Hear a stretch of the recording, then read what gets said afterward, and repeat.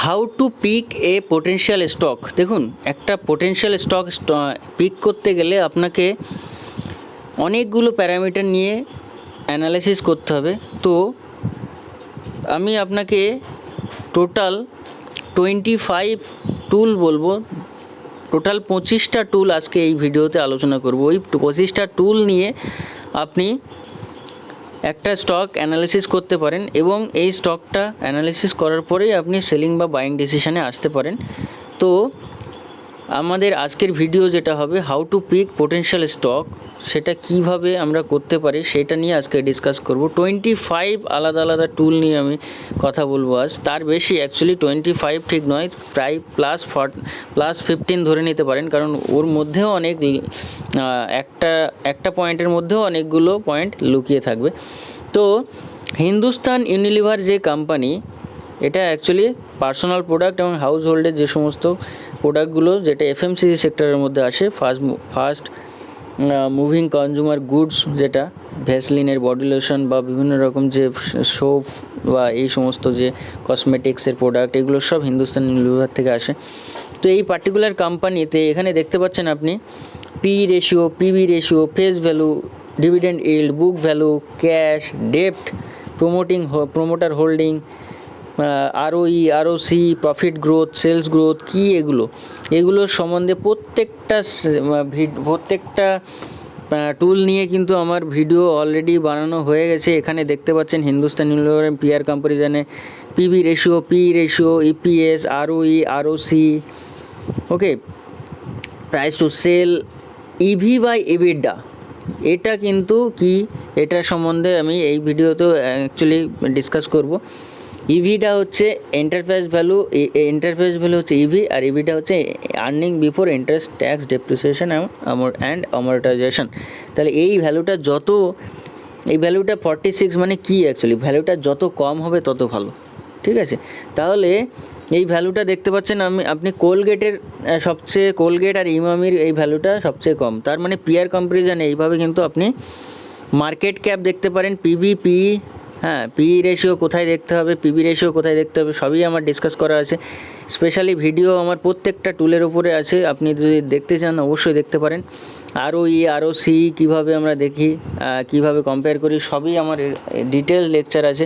তো আজকে এই ডিসকাশানে এখানে দেখুন sales growth, profit growth, ROE, ROC, debt to equity, price to cash flow, interest coverage ratio, CFO by PAT, এগুলো কি অ্যাকচুয়ালি, এগুলো কিন্তু থেকে আমরা একটা বাইং বা সেলিং ডিসিশনে আসতে পারি। তো এখানে কোম্পানি দেখুন লিমিটেশনের মধ্যে দেখুন ইভি বা ইভিটা, কারণ 46 অনেক বেশি হাই, এটা যত কম হবে তত ভালো। লিমিটেশনের মধ্যে আরও আছে দেখুন পি রেশিও 70, যত কম হবে তত ভালো হয় পি রেশিও। তাছাড়াও কোম্পানির মানে পুয়ার রেভিনিউ গ্রোথ আছে লাস্ট 3 ইয়ার্সে। স্ট্রেংথের মধ্যে কোম্পানি মেনটেন করছে ভালো একটা high ROE, return on equity. Actually return on equity এই কোম্পানির জন্য অ্যাপ্লিকেবল, কারণ company debt free. Company has been maintaining healthy ROC also 113%। Company is virtually debt free. Company has a healthy interest coverage ratio. এগুলো এখান থেকে আপনি কম বেশি strength and limitation দেখতে পারেন। চলুন আমরা ডিসকাস করি 25টা পয়েন্ট কীভাবে আমরা একটা ভ্যালু স্টক পিক করতে পারবো। 25 পয়েন্ট অ্যানালাইসিস করার আগে এখানে একটু দেখিয়ে দিই ক্যাশ ফ্লো স্টেটমেন্ট, যেটা ক্যাশ ইনফ্লো অ্যান্ড ক্যাশ আউটফ্লোর কথা বলে। কোম্পানি অ্যাকচুয়ালি কত টাকা জেনারেট করছে তার প্রোডাক্ট সেলিং থেকে, সেটা অ্যাকচুয়ালি ক্যাশ ফ্লো স্টেটমেন্টের থেকে পাওয়া যায়। যখনই আমি কোনো একটা কোম্পানির ক্যাশ ফ্লো, মানে অ্যাকচুয়ালি নেট আর্নিংটা যদি কোম্পানির অপারেটিং ক্যাশ ফ্লোর সঙ্গে যদি মিসম্যাচ করে, যদি এর ডিফারেন্সটা অনেক বেশি থাকে, তাহলে কিন্তু আমাদের এই ক্যাশ ফ্লো স্টেটমেন্টটা দেখতে হবে। এটা কিন্তু সবসময় মাথায় রাখতে হবে, কারণ এই ক্যাশ ফ্লো স্টেটমেন্ট থেকে আমরা কোম্পানির টাকাটা অ্যাকচুয়ালি ঘরে আসছে নাকি ঘরে যাচ্ছে না সেটা কিন্তু আমরা খবর পাই। ওকে, তো আমরা এর জন্য price to cash flow statement বা সিএফও বাই প্যাট এগুলো দেখে কিন্তু একটা কম বেশি একটা আইডিয়া পেতে পারি। তো এখানে কখনো কোম্পানির ডেপ্রিসিয়েশন, অ্যামোর্টাইজেশন এগুলোকে মাইনাস না করে এবিট ক্যালকুলেশন করে, যেখানে নেট প্রফিট বেড়ে যায়। এরকম করেও কিন্তু কোম্পানি বিভিন্ন রকমভাবে ম্যানিপুলেশন করে। তাহলে operating cash flow, investing, financing, 3 ধরনের ক্যাশ ফ্লো। অপারেটিং বলছে মেন বিজনেস ইনকাম, মানে অ্যাকচুয়ালি কোম্পানির ইনকামের মানে মেনলি আর কি মেন বিজনেস যেটা অপারেশনের জন্য হয়, ম্যানুফ্যাকচারিং, সেল, এই সমস্তর উপরে বেস করে যেটা আছে সেটা হচ্ছে মানে মেন বিজনেস, যেটা ইনকাম জেনারেশনটা হয় সেটা হচ্ছে অপারেটিং থেকেই হয়। ম্যানুফ্যাকচারিং, সেল, মার্কেটিং, হায়ারিং, এই সমস্তগুলো পড়ে। ইনভেস্টিং এর মধ্যে অ্যাসেট আসে। অ্যাসেটের মধ্যে কি বলছে, নেগেটিভ যদি হয় তাহলে buy an asset, land, investment, এগুলো সব নেগেটিভ হয়ে যায়, কারণ ইনকামের মধ্যে এটা একটা অ্যাসেট ইনভেস্টমেন্ট হয়ে গেছে, এই জন্য ক্যাশ ফ্লোতে মাইনাস করতে হয় এটা। পজিটিভ মানে কোম্পানি এর অ্যাসেট, কোনো একটা অ্যাসেট সেল করেছে। ফাইন্যান্সিংয়ের মধ্যে পড়ে ডিভিডেন্ড পে করেছে কোম্পানি, লোন রিপেমেন্ট করেছে, শেয়ার ইস্যু করেছে, বন্ড ইস্যু করেছে, এই সমস্ত নতুন একটা লোন সেটা মানে অ্যাকচুয়ালি এইগুলো পজিটিভ নেগেটিভে খুব একটা এফেক্ট পড়ে না। কোম্পানি পজিটিভ মানে কোম্পানি মানে অ্যাডিশনাল লোন রেজ করেছে, আর নেগেটিভ মানে লোন রিপে করেছে। তো আপনাকে এক্সামিন করতে হবে এক্স্যাক্ট ক্যাশ ফ্লো স্টেটমেন্ট এবং CFO, cash flow from operation by PAT ratio. এই সিএফও বাই প্যাট রেশিওটা দেখলে মানে প্রফিট আফটার ট্যাক্স, এই রেশিওটা দেখতে হবে। যদি বেশি গ্রেটার দ্যান 1 হয় তাহলে কোম্পানির ভালো, ঠিকঠাক ক্যাশ ইনফ্লো হচ্ছে, এবং এইটা যদি লেস দ্যান 1 হয় তাহলে ব্যাড কোম্পানি, ঠিক আছে। তাহলে সিএফও বাই প্যাট এই রেশিওটা কিন্তু দেখতে হবে, এটা কিন্তু মাথায় রাখতে হবে। ফ্রি ক্যাশ ফ্লো, তো এর আগে আমি এক্সাম্পল দিয়েছিলাম। Free cash flow, fair value কোনো একটা কোম্পানির মানে হচ্ছে ইন্ট্রিনসিক ভ্যালু, ওকে। মানে যে কোনো একটা কোম্পানির ইএমএ মানে আর্নিং মাল্টিপল অ্যাপ্রোচ, ঠিক আছে। ইএমএ যদি কোনো একটা কোম্পানির, এবং ডিসিএফ মানে ডিসকাউন্টেড ক্যাশ ফ্লো, মানে এইগুলো থেকে কোনো একটা কোম্পানির ইএমএ বা ডিসিএফ থেকে আমরা একটা কোম্পানির ফেয়ার ভ্যালু বা ইন্ট্রিনসিক ভ্যালু জাজমেন্ট করতে পারি। মেথড মানে এটা একটা মেথড, এবং বলছে এটা ব্যাংকিং সেক্টরের জন্য বা ফরেস্ট মানে অ্যাপ্লিকেবল নয়, এবং স্টেবল ক্যাশ ফ্লো কোম্পানির জন্য এবং স্টেবল আর্নিং যে সমস্ত কোম্পানি সেই সব কোম্পানির জন্য এটা ঠিকঠাক। তো ইন্টেন্সিক ভ্যালু এই কারণে ডিসকাস করতে, কোম্পানি আমি ভুলভাল প্রাইসে কিনে নিচ্ছি কিনা, ঠিকঠাক ফেয়ার ভ্যালু আছে কিনা, এটা একটা জানা। এটা আপনি টিকারটেপ.in চলে যাবেন। টিকারটেপের ওয়েবসাইটে আপনি ইন্টেন্সিক ভ্যালু উপরে আছে না নিচে আছে সেটাকে আপনার একটা আইডিয়া ওভারঅল দিয়ে দেবে। তো আমাদের যে ডিসকাশন আজকের যেটা থাকবে, how to pick a potential stock, সেই ডিসকাশানে দেখুন কয়েকটা পয়েন্ট আমি এখানে ডিসকাস করতে চলেছি। তো point number 1, story of a company. Story of a company মানে কোম্পানির গল্পটা কী আছে, কোম্পানির বিজনেসটা কী আছে, এটা আপনাকে বুঝতে হবে। What about the function of the company, কাজটা কী করে কোম্পানি, এটাকে আপনাকে ভালো করে বুঝতে হবে। ধরে নিন আপনি কোম্পানির মালিক, তাহলে আপনি এই কোম্পানি কীভাবে চালাতেন, সেইভাবে কি চালাচ্ছে কোম্পানিটা? এই কোম্পানির পুরো A to Z আপনাকে বুঝতে হবে, জানতে হবে। মার্কেট ক্যাপিটালাইজেশন বেশি হতে হবে, লার্জ ক্যাপ হলে ভালো হয়, মিড ক্যাপ হলে মিডিয়াম, স্মল ক্যাপ হলে হায়ার রিস্ক কিন্তু ওখানে থাকবে। রিপ্লেসমেন্ট কস্ট থিওরি, কোনো প্রোডাক্ট যদি রিপ্লেস করতে চাইছে তাহলে কত ইজিলি ডিস্ট্রিবিউশন নেটওয়ার্কের মাধ্যমে কোম্পানি সেটা রিপ্লেস করছে। CFO by PAT greater than 1 হতে হবে কোম্পানির। Cash flow from operation by profit after tax, এটা গ্রেটার দ্যান 1 হলে কোম্পানি ভালো। তাছাড়াও আরও কয়েকটা জিনিস দেখতে হবে আপনাকে, যেমন আপনাকে দেখতে হবে ইভি বাই এবিটা। ইভি বাই এবিটা একটু আগেই দেখালাম আপনাকে। যদি আপনার ইভি বাই এবিটা 0 হয় তাহলে অ্যাভয়েড করতে হবে এই কোম্পানিটা। 1 থেকে 4-এর মধ্যে হলে নিউট্রাল, কোনো একটা বাইং বা সেলিং ডিসিশন আসতেও পারেন, একটা নিউট্রাল একটা ভ্যালু। তাছাড়াও আপনার যদি 6 থেকে 10 হয় তাহলে বলবেন এটা পারফেক্ট, কোম্পানিটা বাই করার জন্য ঠিকঠাক জায়গায় আছে। Enterprise value by earning before interest, tax, depreciation and amortisation, EV by EBITDA. এখানে আমি একটু লিখে দেই, কোম্পানির ইভি বাই এবিটা এটা কত আছে সেটা দেখতে হবে। 0 হলে কোম্পানি অ্যাভয়েড করুন। যদি মনে করুন এটা ভ্যালুটা 1 থেকে 4-এর মধ্যে থাকে তাহলে কি বলবো, নিউট্রাল আছে। যদি 6 থেকে 10-এর মধ্যে যদি আসে জেনারেলি তাহলে বলবো বাই করুন, এটা পারফেক্ট ভ্যালু আছে। যদি এটা 11 to 15-এর মধ্যে থাকে তাহলে বলবো ফেয়ার ভ্যালু আছে কোম্পানির, এটা ফেয়ার ভ্যালু। আপনি এটা কিনতেও পারেন, নাও কিনতে পারেন, অ্যাকচুয়ালি কোনো অসুবিধা নেই। কিন্তু 16 to 20-র মধ্যে বা তার উপরে যদি হয় তাহলে বলবো সেল করুন, ওভার ভ্যালু আছে। তাহলে এখানে একটু আগে দেখছিলাম 46 হিন্দুস্তান ইউনিলিভার ইভি বা ইবিটা, মানে এটা কিন্তু আপনার সেল করার সময় এসে গেছে। তো যারা হিন্দুস্তান ইউনিলিভার খুব কম দামে কিনে রেখেছিলেন তাদের কিন্তু যদি আপনারা প্রফিট যদি এখান থেকে তুলতে চান তাহলে কিন্তু কোম্পানির কিছু অন্তত প্রফিট আপনি এটাকে ঘরে নিয়ে মানে তুলতে পারেন এবং কোম্পানিটা এখানে সেল করা যেতে পারে। আমি এটা ডাইরেক্ট আপনাকে অ্যাডভাইস করছি না, তবে আমি ইভি বা ইবিটার যে প্যারামিটার সেটা অনুযায়ী কোম্পানি কিন্তু ওভার ভ্যালুতে আছে।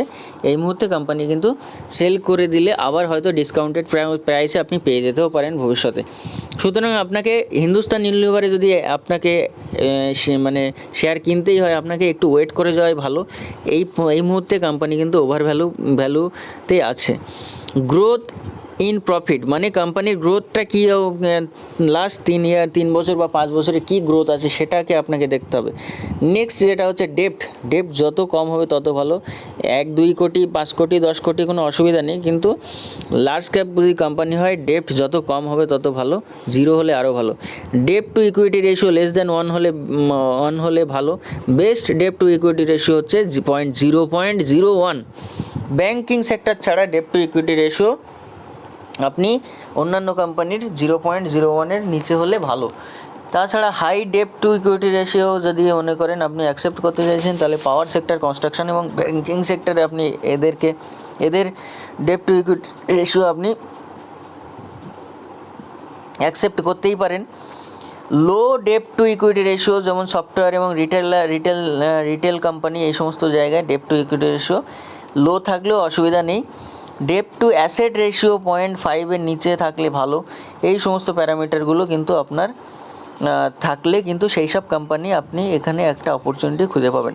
সো এইগুলো গেল আপনার ভ্যালু পোটেনশিয়াল স্টক কীভাবে আপনি চুজ করেন তার 7টা পয়েন্ট।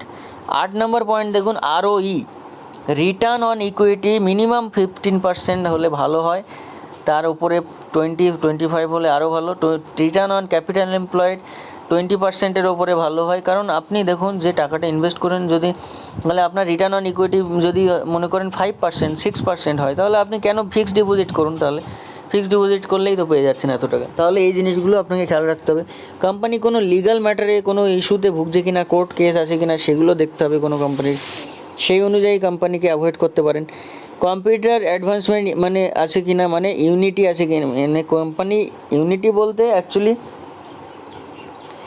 কোম্পানি মনোপলি ব্যবসা আছে কিনা, মানে IRCTC মনোপলি বিজনেস, এই সব কোম্পানি কিন্তু আপনি কম্পিউটার অ্যাডভান্সমেন্ট অনেক বেশি। তো পিয়ার কম্প্যারিজন করতে পারবেন আপনি IRCTCর, এত মানে একটাই কোম্পানি যেটা আমাদের ভারতবর্ষে টিকিট বুকিং কোম্পানি বলতে পারেন, বা আদার্স আরও সেক্টরে সেই কোম্পানি আছে, বিভিন্ন রকম ক্যাটারিং সেক্টরে আছে।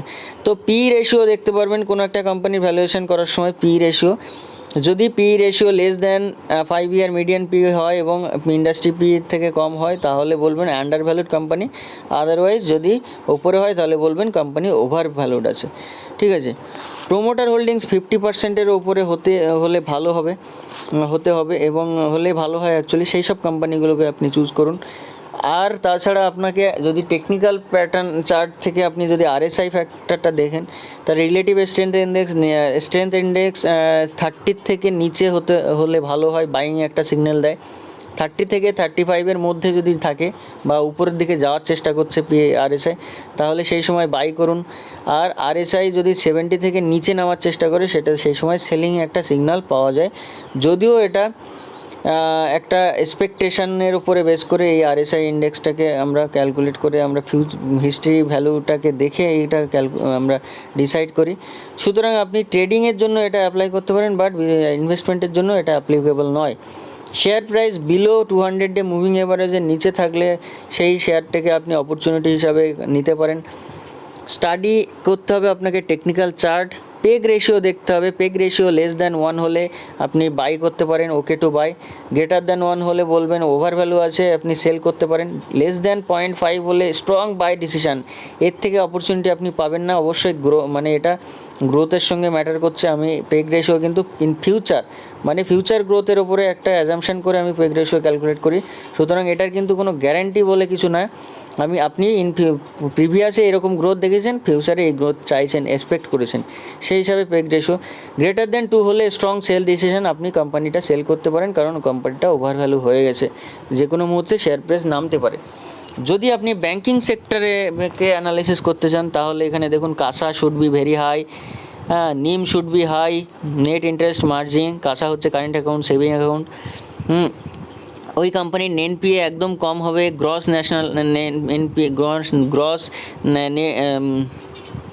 এনপিএ হচ্ছে তো আপনার non performing acid, gross net NPA, এগুলো সব যত কম হবে তত ভালো। Cost of liabilities should be low, cost capital adequacy ratio should be high, ROA should be greater than equal to 2%, cost to income ratio should be low, ROE return on equity should be greater than equal to 15%, ROC greater than equal to 20% হলে ভালো হবে। Provision coverage ratio should be high, এইগুলো কিন্তু আপনাকে মাথায় রাখতে হবে। Operating profit margin আপনার এটা কিন্তু যত ইনক্রিজ করবে তত ভালো, নেট প্রফিট মার্জিন যত ইনক্রিজ করবে তত ভালো।